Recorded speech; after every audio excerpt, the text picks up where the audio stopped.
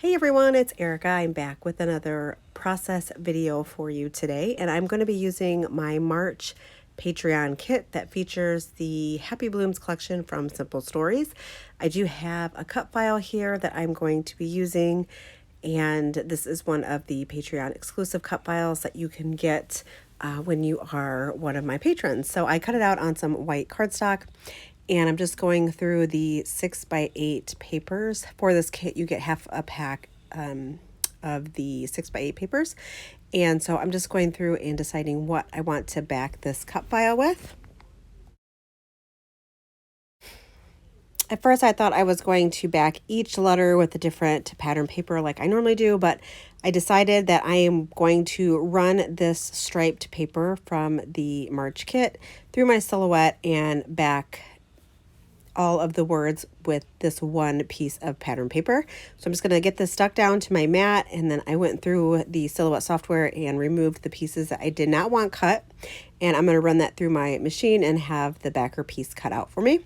But I still want to back some of the florals and leaves that are also on this cut file. So I do pull out some other papers to back the flowers and leaves and things like that. So I'll get all those little pieces backed, and then go through and then adhere it to the backer piece that I cut from my silhouette. So you'll see that here in just a little bit. I'm gonna go ahead and trace some of these other pattern papers to back the florals.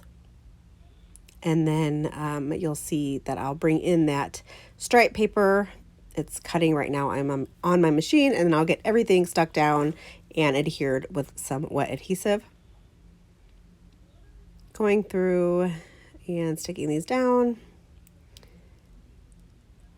All of the cut files are uploaded in the Patreon feed, so if you log into your Patreon account, you should be able to download all the cut files that I have uploaded, and sometimes I do upload them to the Facebook group as well.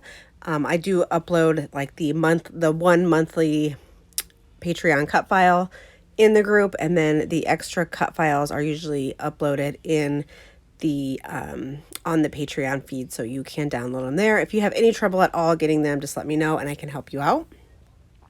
So there is the striped backer, and I love the way that looks. But I will go in and continue to back the floral pieces and the leaves as well. Once that is all backed, I will go through and add some foam adhesive all over the back of the cut file so that it gets popped up on the layout. Just adds a little bit of dimension and pops it up off the page. This collection is so much fun. I love the colors in this. I love that orange color that is in this kit. It's just so bright and fun. And I thought this cut file was perfect to back with this collection. I do go in and fussy cut some florals as well. There is a paper in this kit that has a bunch of florals all over, so I did fussy cut some of those florals as well. For the background, I'm going to use a piece of white textured cardstock, and I trimmed it down just a little bit so that I can have that stripe paper peeking out of each side from the left and the right. So I will get that adhered down,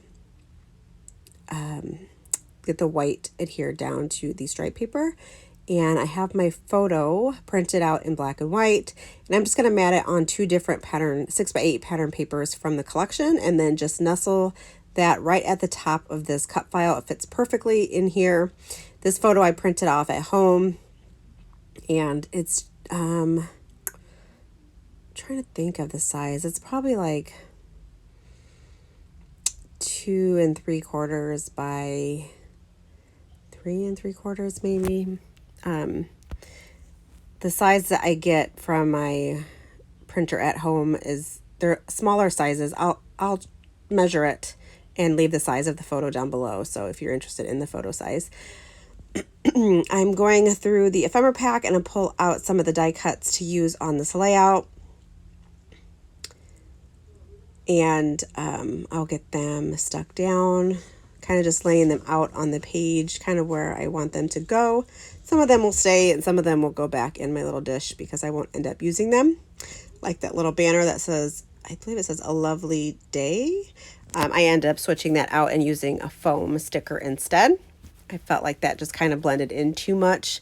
So I'm going to pull in a foam sticker instead of using that banner. The florals in this collection are so pretty. I ended up picking up the floral die cuts from this collection as well. They do not come in your kit.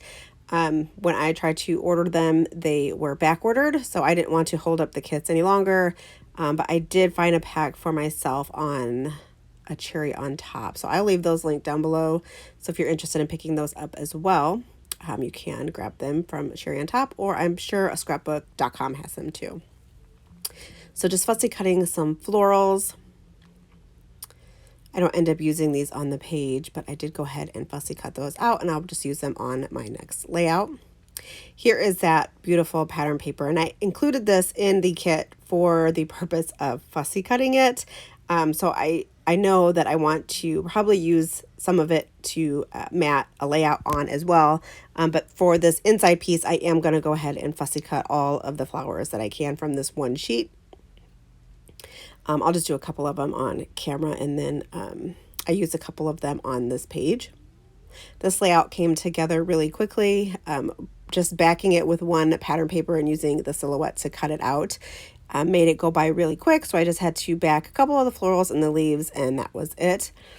Got it stuck down so it's popped up off the page, and I have it down towards the bottom of the page, and then the photo up there at the top. Then just going in and sprinkling in some different die cuts and foam stickers. A lot of them are popped up on some foam adhesive, and then I do tuck some florals in around the cut file as well.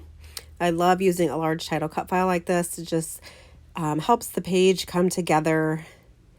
It's just one of my favorite things to do, just using a large cut file like this. Lacey did an amazing job on this cut file. It's one of my favorite cut files from her so far, and I told her I need to have some more cut files like this because I just absolutely love it. I love the font, and I love the florals peeking out around the cut file as well, peeking out like in the words of the cut file.